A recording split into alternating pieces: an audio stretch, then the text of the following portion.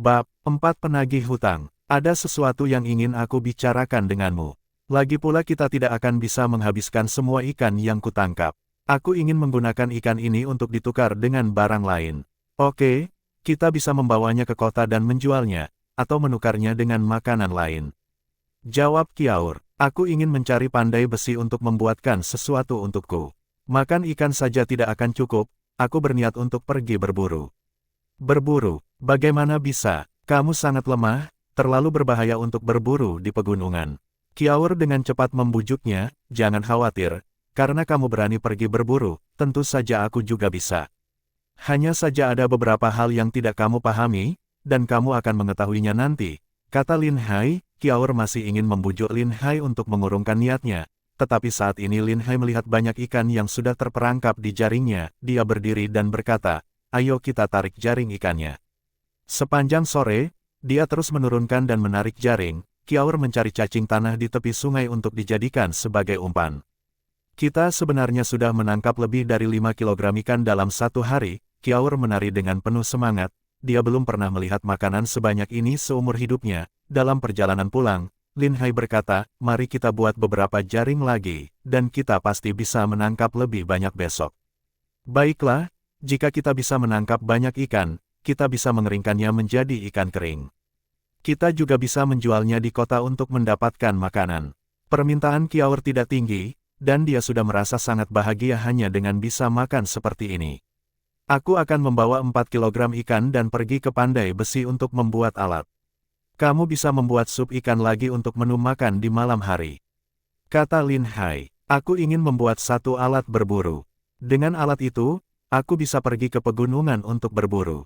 Lin Hai menjelaskan, begitu dia mendengar bahwa itu bisa digunakan untuk berburu, Kiaur pun tidak keberatan. Aku akan memetik daun murbei dulu, memberi makan ulat sutera, lalu memasak. Oke, Lin Hai setuju dan meninggalkan rumah sambil membawa ikan itu. Menurut ingatannya, dia sudah datang jauh ke kota.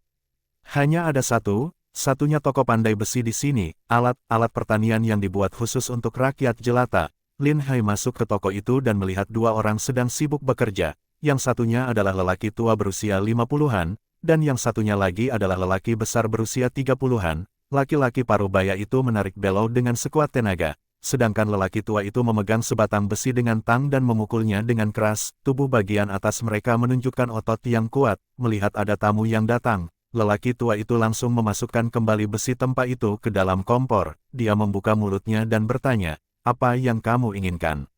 Saya ingin membuat pipa besi.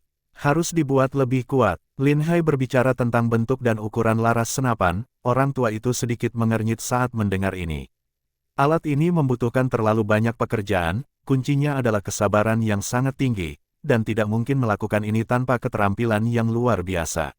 Bukan tidak mungkin bagi aku untuk membuat benda ini, tapi biayanya tidak murah. Saya punya sekitar 4 kilogram ikan di sini. Bolehkah saya menggunakan ikan ini untuk membayarmu? Orang tua itu tercengang setelah mendengar hal ini.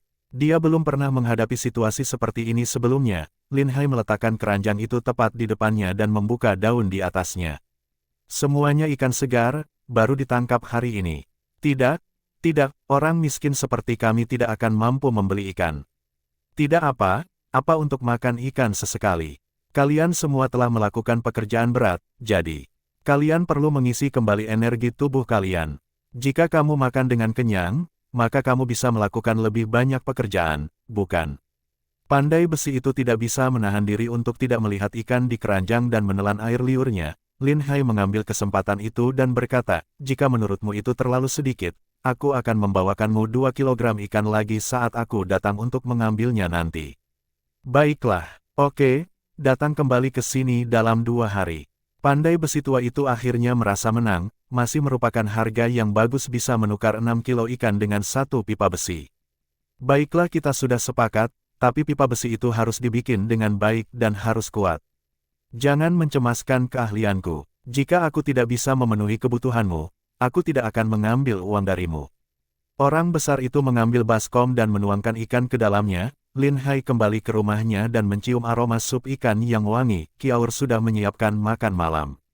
Melihat Lin Hai kembali, dia berjalan mendekat dan mengambil keranjangnya. Suamiku, cepat cuci tanganmu dan makanlah. Baik, keduanya sudah duduk dan hendak makan dan tiba-tiba mereka mendengar suara berisik di luar dan pintu rumahnya terbuka. Apakah Lin Hai ada di rumah? Sebuah suara kasar terdengar, dua pemuda besar berjalan masuk ke halaman rumah, wajah mereka terlihat seram dan garang. Lin Hai mengenali kedua pria ini sebagai dua bersaudara Qi Hu dan Qi Bao, karena mereka kuat secara fisik dan keluarganya relatif berkecukupan, tetapi secara pribadi mereka bukanlah orang yang baik, karena reputasi buruknya, tidak ada yang berani menyinggung perasaan mereka.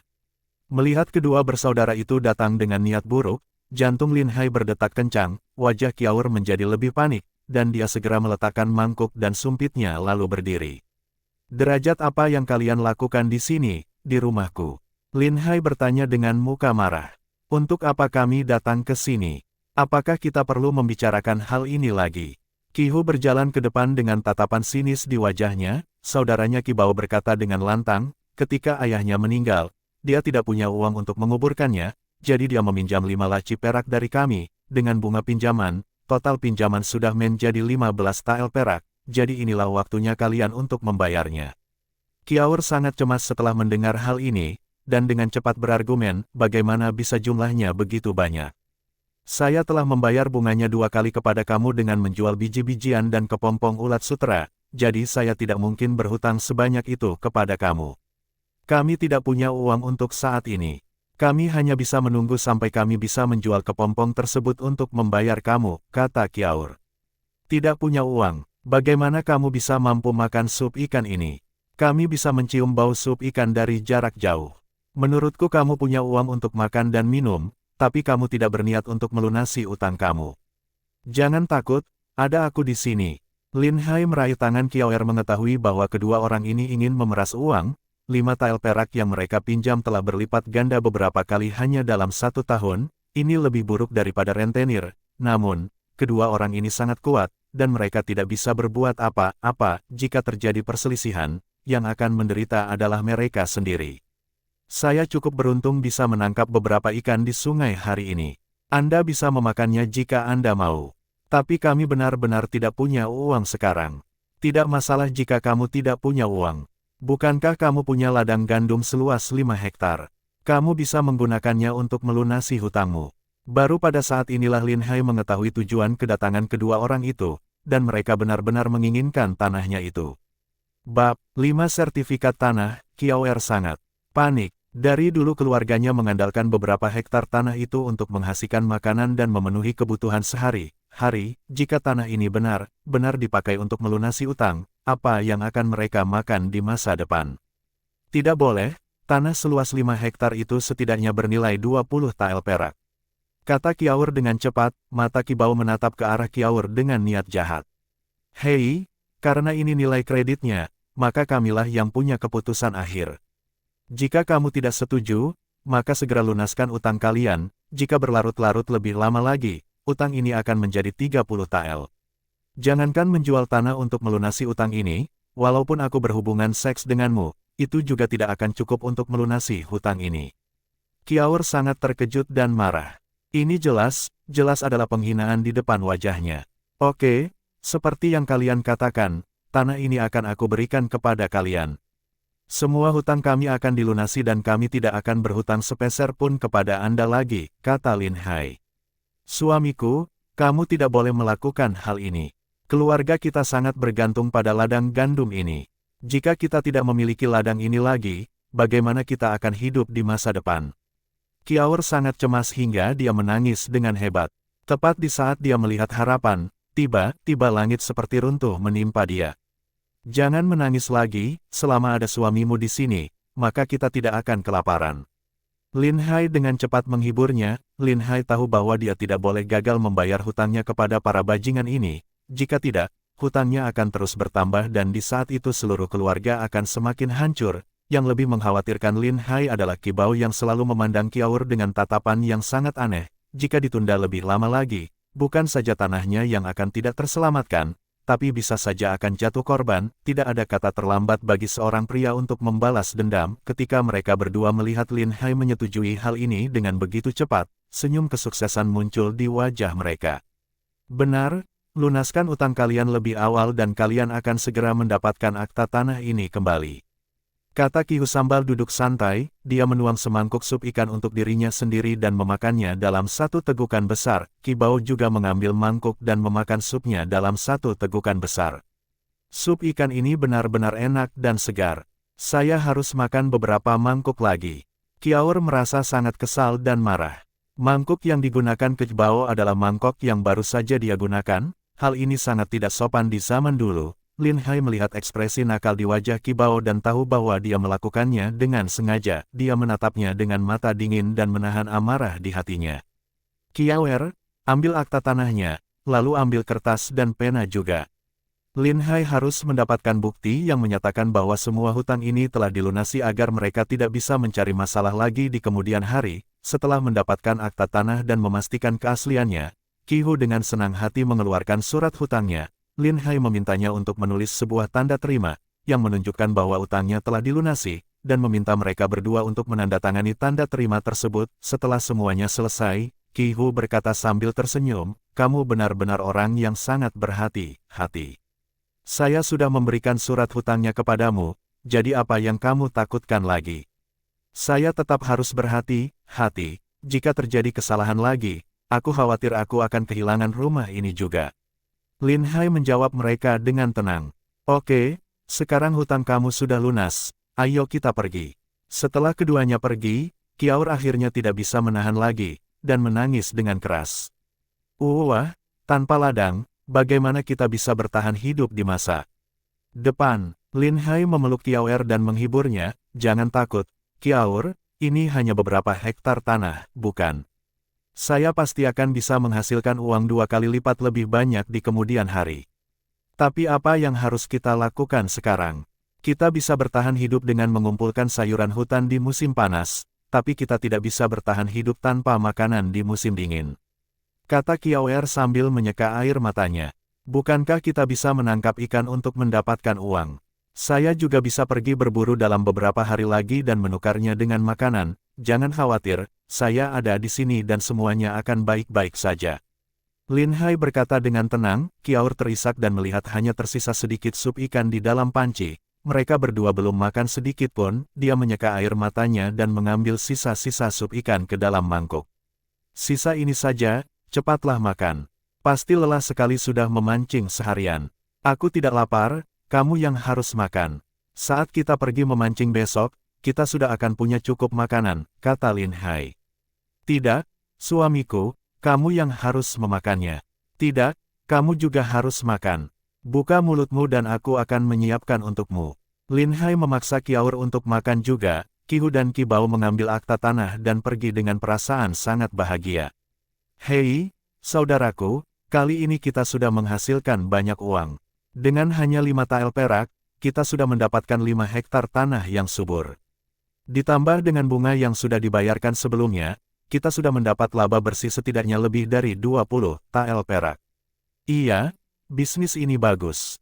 Sayangnya masyarakat di desa ini semuanya pengecut dan tidak berani meminjam uang lagi biarpun mereka sangat membutuhkan. Jarang ada bisnis besar seperti ini. Saudaraku, Lin Hai ini seorang pecundang, tapi istrinya sangat cantik. Setiap kali saya melihatnya, saya merasa sangat bernafsu. Saya berniat untuk membawanya pulang dan menikmatinya. Bisakah Anda memikirkan trik untuk mendapatkan Kiaur? Kamu tidak perlu cemas, dengan hilangnya ladang gandum mereka, akan sulit untuk mencari makan di kemudian hari." Lin Hai yang tidak berguna, tidak dapat melakukan pekerjaan apapun dan bergantung sepenuhnya pada istrinya untuk menghidupinya. Cepat atau lambat, mereka tidak akan bisa bertahan hidup, dan mereka pasti akan meminjam uang dari kita lagi untuk memenuhi kebutuhan hidupnya. Saat itu dia bisa menggunakan istrinya untuk melunasi utangnya. Kamu bisa menikmatinya ketika saatnya tiba. Sungguh sia-sia bagi wanita secantik itu mendapatkan suami seperti si kutu buku Lin Hai itu. Ki Hu tersenyum sinis. "Baiklah, aku akan menantikan hari itu tiba." Ki Bao menggosok tangannya dengan penuh semangat. Keesokan paginya, Lin Hai bangun karena kelaparan. Kiaur sudah bangun awal dan sudah kembali dari memetik daun murbei. Ketika tiba waktunya memintal kepompong, ulat sutera tidak lagi makan banyak. Memberi makan ulat sutera tidak terlalu merepotkan lagi.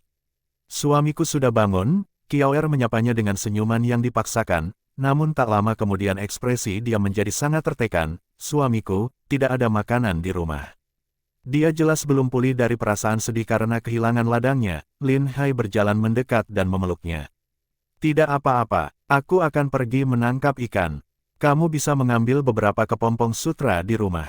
Lalu bawakan sutra itu kepadaku di tepi sungai. Kita akan menangkap ikan dan menenun jaring pada saat yang bersamaan.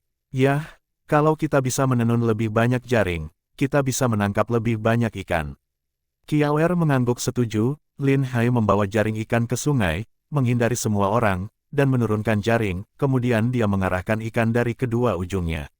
Setelah lebih dari setengah jam, dia melihat sudah ada beberapa ekor ikan yang tersangkut di jaring. Lin Hai menarik jaring ikan itu, perutnya sudah keroncongan karena kelaparan, jadi dia ingin membuat sup ikan untuk dimakan dulu. Total ada 8 ekor ikan kecil. Suhu sungai lebih rendah di pagi hari dan ikan masih kurang aktif. Ikan akan berkumpul di permukaan air ketika suhu sungai sedang tinggi pada siang hari. Kiaur tiba dengan membawa sutra. Apakah suamiku sudah berhasil menangkap ikan? Saya sudah menangkap 8 ekor ikan. Kita bisa membuat sup ikan untuk mengisi perut dulu. Kata Lin Hai sambil menunjuk ikan-ikan di genangan air. Kiawer sangat senang, dan dia sudah puas meskipun Lin Hai hanya menangkap beberapa ikan kecil. Mohon tunggu sebentar, suamiku. Saya akan pulang untuk memasak sup ikan, jangan terlalu terburu-buru, berhati-hatilah di jalan. Lin Hai mengambil ikan itu dan memasukkannya ke dalam keranjang sambil memberikan instruksi. Setelah Kiawer pergi, Lin Hai mulai menenun jaring ikan dengan sutra itu. Dengan 2 buah jaring ikan, efisiensinya memang sangat tinggi, dan dia berhasil menangkap lebih dari 8 kg ikan dalam 1 hari. Di malam hari, Kiawer sangat gembira saat melihat setengah keranjang ikan. Ikannya banyak sekali, cukup untuk dimakan selama berhari-hari. Ya, kita akan menyimpan setengahnya dan mengeringkannya. Besok aku akan menangkap lebih banyak ikan dan membawanya pulang ke rumahmu. Ini kesempatan bagus untuk meminta bantuan ayah mertuaku untuk membuat sesuatu. Ketika Kiawer mendengar bahwa dia akan pulang, dia sangat gembira. Sejak dia menikah, dia selalu mengandalkan bantuan dari orang tuanya. Dia akhirnya bisa merasa bangga pada diri sendiri karena bisa membawa makanan kembali ke rumah orang tuanya. Apa yang kamu ingin ayah lakukan untukmu ketika kamu pulang ke rumah? Kiawer bertanya. Membantuku membuat beberapa alat untuk berburu. Jawab Lin Hai. Oh, ayahku bisa melakukan semua pekerjaan pertukangan. Kiawer berkata dengan bangga. Setelah sampai ke rumah, Kiawer membersihkan ikan-ikan itu. Setelah organ dalam dibersihkan, ikan itu diasap di atas arang lalu dijemur di bawah sinar matahari agar tidak rusak. Lin Hai menggambar cetak bininya. Salah satunya adalah gagang senapan, gambar lainnya adalah panah otomatis. Menggunakan panah otomatis jauh lebih mudah daripada menggunakan busur manual, karena Anda harus menarik talinya terlebih dahulu. Karena Lin Hai tidak terlalu kuat, busurnya dibuat menjadi 3 bagian yang masing ditarik dengan 3 senar. Tidak terlalu susah untuk mengoperasikan busur dalam 3 langkah saja. Benda seperti anak panah bisa dibuat oleh pandai besi dengan mudah. Lin Hai membuat jaring lagi di malam hari, dan keesokan harinya, dia berhasil menangkap 7 atau 8 kg ikan hanya dalam setengah hari. Bersama Kiaur, dia pulang ke rumah ibunya. Dia mampir pergi ke toko pandai besi untuk mengambil laras senapan yang sudah jadi. Keahlian pandai besi ini memang bagus. Lin Hai memeriksanya dengan cermat dan tidak menemukan masalah sama sekali. Sebuah belati dan 5 anak panah untuk digunakan pada busur silang juga sudah dibuat khusus, dan membayar semua ini dengan ikan. Butuh beberapa kilogram ikan untuk ditukar dengan pipa besi itu, dan Kiaur merasa sangat tertekan. Memegang pipa besi di jalan terasa cukup berat. Bisakah benda ini digunakan untuk berburu? Kiaur tampak kebingungan. Tentu saja, sekarang kamu masih tidak mengerti. Apakah keluarga kita bisa menjalani kehidupan yang baik di masa depan? Semuanya bergantung pada alat ini. Lin Hai berkata sambil tersenyum. Ketika kami sampai di rumah Kiaur, mereka mendengar suara seseorang sedang menggergaji kayu. Kakak laki-laki Kiaur, Zhou Qiang dan ayahnya Zhou Tizu sedang menarik gergaji besar. Ketika dia melihat putri dan menantunya kembali, wajahnya langsung menjadi gelap. Mereka saling berpandangan satu sama lain. Mereka semua sepertinya berkata, kamu pasti tidak mampu memenuhi kebutuhan hidup lagi, jadi kamu di sini untuk makan gratis lagi. Karena dulu, Kiaur sering pulang sendirian dan meminta nasi dan tepung. Kali ini, mereka berdua pulang bersama. Dalam pandangan mereka, Lin Hai sangat bangga karena ia berpendidikan. sehingga ia tidak akan malu pergi ke rumah mertuanya untuk meminta makanan. Jika sekarang mereka berdua pulang ke rumah, itu pasti karena hidup mereka semakin sulit untuk dijalani. Meskipun Zhou Tizu bisa menghasilkan uang dengan keterampilannya, tapi dia tidak mau membantu mereka secara terus-menerus. Uang yang dia hasilkan hanya cukup untuk menghidupi hidupnya sendiri. Dia tidak mampu memberi makan dua mulut lagi. Zhou Tizu sudah menyesal menikahkan putrinya dengan Lin Hai. Awalnya dia berpikir bahwa menikah dengan seorang yang terpelajar akan membawa status tinggi dan reputasi yang baik. Tetapi jika diabaikan kesusahan untuk makan, apa gunanya memiliki reputasi yang baik lagi? Ayah, kakak, aku dan suamiku di sini untuk menemui kalian. Kiaoer menyapa mereka dengan gembira. Wajah Zhou Tizu sangat muram, dan dia menjawab dengan tidak senang, mengapa kalian mengunjungi kami selain tahun baru? Akan lebih baik untuk bekerja lebih banyak di ladang jika Anda punya waktu untuk hal ini. Ketika Kiaoer mendengar perkataan itu, suasana hatinya langsung menjadi sangat buruk, suasana hatinya menjadi sangat sedih. Tidak banyak pekerjaan pertanian yang tersisa. Ladang gandum sudah diambil oleh Ki bersaudara, ladang gandum itu digunakan untuk melunasi hutang kami. Apa, jika kamu tidak punya ladang, apa yang akan kamu makan? Keluarga kita juga tidak baik-baik saja, dan kamu sudah tahu dengan keadaan ini, kami hampir menghabiskan tabungan keluarga kami untuk menyiapkan mahar kamu, dan kami tidak dapat membantu kamu lagi. Zhou Qiang berpikir jika kedua orang itu akan tinggal lama dan makan serta minum gratis. Ibumu sedang memasak, suruh dia menambahkan nasi lagi. Segera pulang setelah makan malam, kamu sudah menikah. Jadi kamu harus mengurus urusanmu sendiri mulai sekarang, tidak ada energi ekstra di rumah untuk membantu Anda. Kata-kata Zhou Tizu secara langsung menutup semua topik lagi, tentu saja Lin Hai bisa memahami pikiran mereka. Apa yang Lin Hai dan Kiaoer lakukan di masa lalu memang sudah keterlaluan, segala tanggung jawab keluarga berada di pundak Kiaoer, begitu mereka kehabisan makanan, mereka pulang ke rumah orang tuanya untuk meminta makanan, tidak peduli siapapun itu, pasti akan sulit menanggung hal seperti ini. Ayah mertua, kami akan segera pergi. Meski kami tidak memiliki ladang, kami tetap tidak kesulitan mencari nafkah. Hari ini, saya datang ke sini bukan untuk meminta makanan, tetapi untuk mengunjungi Anda. Lin Hai berkata sambil tersenyum. Aku baik-baik saja di sini, kamu tidak perlu datang mengunjungiku. Zhou Tizu langsung menolak. Lin Hai mengedipkan mata pada Kiaoer. Kiaoer mengerti maksudnya dan berjalan ke depan dengan membawa sebuah keranjang. Ayah, kakak, lihat, ini ikan yang baru saja kita tangkap hari ini. Aku bisa membuatkan sup ikan untuk kalian untuk menyehatkan tubuh kalian. Kiaoer melepas daun yang menutupi keranjang. Kedua pria itu meliriknya dan mata mereka langsung terbelalak, ekspresi mereka seakan tidak percaya. Dari mana asal ikan ini? Lin Hai menangkap ikan ini dengan jaring ikan. Dia menangkap begitu banyak hanya dalam setengah hari. Kiaoer berkata dengan gembira. Zhou Tizu sangat terkejut.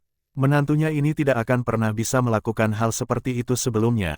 Tak disangka telah terjadi perubahan sebesar itu. Bahkan mereka bisa mengesampingkan harga diri untuk menjadi seorang nelayan. Bab 6 Perlengkapan berburu. Oke, selama kamu bisa bekerja keras, setidaknya kamu tidak akan kelaparan, tidak akan terlalu buruk jika kalian berdua bisa menjalani kehidupan yang baik bersama-sama, kata Zhou Tizu dengan perasaan lega. Zhou Qiang sedang menatap ikan itu dan hampir meneteskan air liurnya. Sikapnya sudah berubah ibu derajat, dan dia dengan cepat berkata, Kiaoer dan adik iparku sudah di sini, mari kita kesampingkan dulu pekerjaan kita dan lanjutkan setelah makan nanti.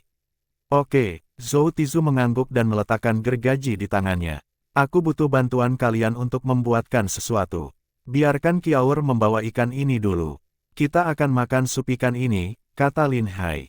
Katakan saja padaku ada apa, aku ingin tahu apakah aku bisa membantumu. Ketika Zhou Tizu mendengar kata, tolong, jantungnya berdetak dengan kencang. Dia merasa bahwa ikan-ikan itu tidak akan bisa dimakan dengan gratis. Aku hanya ingin kamu membantuku membuat beberapa perlengkapan yang bisa aku gunakan untuk berburu. Zhou Tizu perlahan menghela nafas lega setelah mendengar hal ini.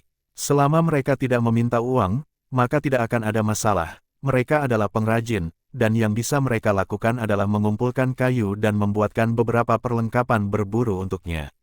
Busur dan anak panah terlalu rumit, kita tidak tahu cara membuatnya. Ini tidak sesederhana yang terlihat. Ini membutuhkan kemampuan dan keterampilan yang tinggi, kata Zhou Tizu. Saya sudah membuat gambarnya. Bikin saja sesuai dengan gambarnya. Lin Hai mengeluarkan gambar yang sudah jadi dengan ukuran yang ditandai di atasnya. Melihat gambar dari Lin Hai, Zhou Tizu tampak kebingungan, bisakah benda ini digunakan untuk berburu? Ini tidak terlihat seperti busur dan anak panah. Zhou Qiang juga tidak memahaminya. Kamu pasti salah, benda ini tidak akan ada gunanya. Buat saja sesuai ukuran pada gambar. Sebaiknya gunakan kayu yang lebih keras. Ini tidak sulit, aku bisa menyelesaikannya untukmu hari ini. Tapi apa kamu yakin benda ini benar bisa digunakan untuk berburu? Saya jamin tidak akan ada masalah. Saat saya berhasil nanti, saya akan meminta Kiaoer membawakan kalian 2 ekor burung pegar. Lin Hai berkata sambil tersenyum. Ketika Zhou Kejang mendengar bahwa dia tidak akan bekerja tanpa bayaran dan akan mendapatkan 2 ekor burung pegar, dia menjadi termotivasi, dia meludah ke tangannya dan menggosoknya sambil berkata, kamu harus menepati janjimu. Aku akan segera membuatkannya untukmu. Perkataan seorang pria harus bisa ditepati. 2 ekor burung bukanlah apa-apa. Aku akan mengirimmu lebih banyak lagi hewan buruan saat aku berburu nanti. Hidup kalian berdua sudah susah, jika kalian benar-benar bisa menangkap hasil buruan, aku sudah ikut senam untuk kalian, tak perlu terus-terusan mengirimkan hasil buruan ke rumah. Cukup jaga diri kalian baik-baik saja dulu, kamu memiliki lahan pertanian yang bagus dan kamu telah menggunakannya untuk melunasi hutang kamu.